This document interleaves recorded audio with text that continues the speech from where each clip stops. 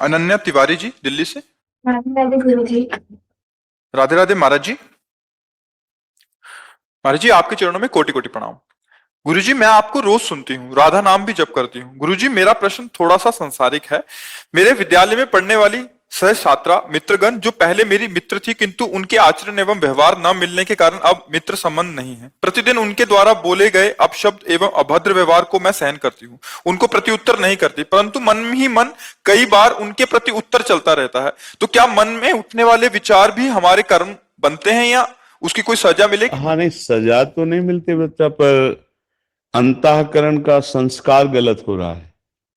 आपकी इस बात की हम प्रशंसा करते हैं कि आप इतनी छोटी अवस्था में आप अपने चरित्र को पावन सुरक्षित रखने के लिए अपवित्र संस्कार वाले बच्चों से मित्रता हटा दिए, तो धन्यवाद आपको।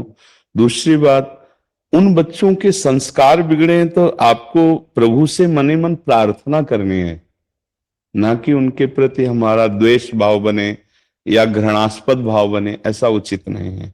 पवित्र अंतःकरण को सुरक्षित रखने के लिए कि अपवित्र ना हो, उनमें हमें भाव करना, प्रभु जैसे हम पर कृपा करके हमारी बुद्धि को आप पवित्र कर रहे हैं, ऐसे हमारे जो मित्र गण हैं, वो चाहे बच्ची हो चाहे बच्चे हो, इनको सद्बुद्धि प्रदान करें। बस उनके प्रति हमारा जो नकारात्मक सोच बन रही कि ये गंदे हैं, ये ऐसे, ये दंड पाएंगे, ये ऐसा नहीं होना।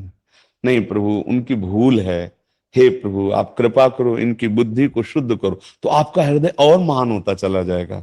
अब जैसे हम नकारात्मक सोच कर रहे हैं तो उसका दंड तो नहीं मिलेगा, पर हमारे मन की आदत गलत होती जा रही ना, वो फिर किसी अच्छे पुरुष में भी दोष देखने लगेगा, वो अपने पूज्य जनों के प्रति भी नकारात्मक सोच, उसकी गलत आदत बन रही ना नकारात्मक सोच की, तो वो खतरनाक हो जाएगी। आज कोई क्रिया नहीं हो रही, नकारात्मक सोच हो रही, कल वो नकारात्मक क्रिया में उतर आएगा, वो अपने अंदर अभिमान का सृजन हो जाएगा, उनमें दोष दर्शन हो जाएगा, और हमारा मन जो पवित्र हो रहा था वो गिरने लगेगा, वो अपवित्र हो जाएगा। इसलिए आप बहुत मतलब कृपा है ठाकुर जी की कि आपकी इस अवस्था में बुद्धि पवित्र है, तो आप अपनी बुद्धि को और पवित्र कीजिए।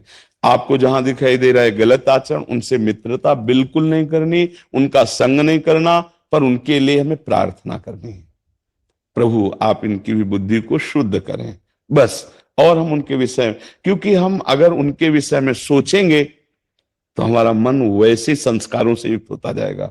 हम जिसको सोचते हैं ना, उसका प्रभाव पड़ता है। जैसे अभी हम इमली, नींबू, ऐसे खट्टी चीज सोचे तो आंवला, तो हमारे मुंह में पानी आ जाएगा ना, आंवला नहीं है, क्योंकि उसका चिंतन किया तो प्रभाव आने लगेगा ना। ऐसे हर प्रकृति की वस्तु व्यक्ति का प्रभाव है। हम गंदी बातों का चिंतन करेंगे, गंदे लोगों का चिंतन करेंगे, यद्यपि हम गंदा कार्य नहीं कर रहे, पर बात हमारी वहीं पहुंच जाएगी जहां वो है, क्योंकि हमारा चिंतन उनका हो रहा है। अच्छा, गंदे जगह पर हम बैठे हैं, गंदे लोगों के बीच में बैठे हैं, पर हमारा चिंतन अच्छा चल रहा है, तो हमें कोई नहीं बिगाड़ सकता। इसे कहते हैं उत्तम प्रकृति।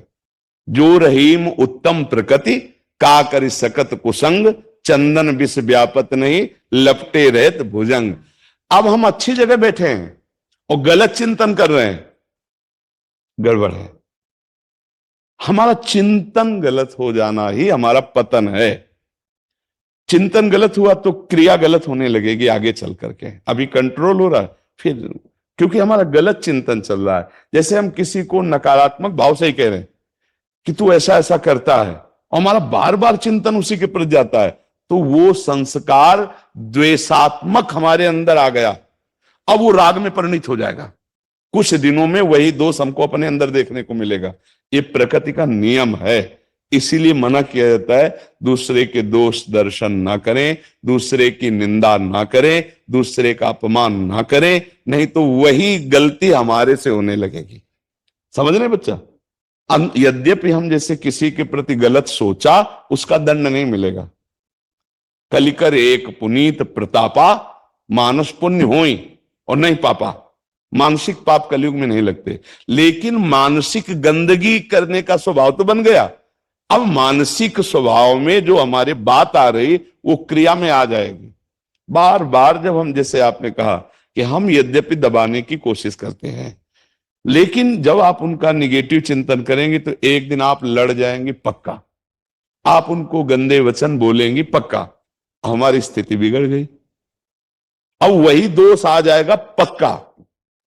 इसीलिए ये सिद्धांत की बात कह रहा हूं, ये नीच है, ये दुष्ट है, हमारे मन में बना रहेगा तो एक दिन हमको लोग नीच और दुष्ट कहने लगेंगे, ऐसे आचरण हो जाएंगे।